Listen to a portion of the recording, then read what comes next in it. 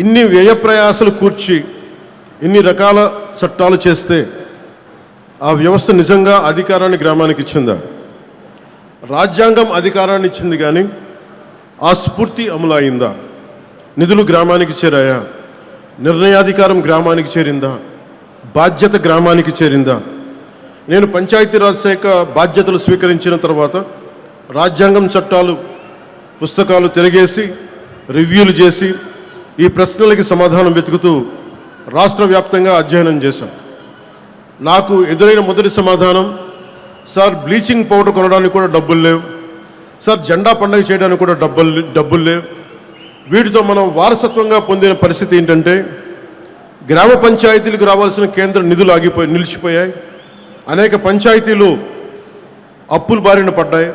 విద్యుత్ బకాయిలు వేల కోట్లకు చేరాయి. గ్రామస్థాయి పరిపాలన బలహీనపడింది. సర్పంచుల గౌరవం గురించి ఇంకా చెప్పాల్సిన అవసరం లేదు.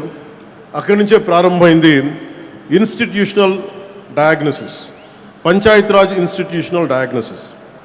రాజ్యాంగం పంచాయతీలకి హోదా ఇచ్చింది కానీ జీవం పొయ్యాల్సింది మనమే. పంచాయతీలకు సరిపడా డబ్బు ఎందుకు ఉండట్లేదు? ప్రతి చిన్న పనికి పంచాయతీ ఎందుకు చూడాలి? ఎందుకు ప్రతి సమస్య ఎమ్మెల్యే దగ్గరికి ఎందుకు వెళ్ళాలి? సర్పంచ్ ఎన్నికవుతాడు కానీ అధికారాలు వేరే చోట ఎందుకు ఉంటాయి? ఇవన్నీ ఆలోచిస్తేప్పుడు మాకు అర్థమైంది, సమస్య నిధుల కొరత మాత్రమే కాదు, సమస్య బాధ్యతల స్పష్టత లేకపోవడం.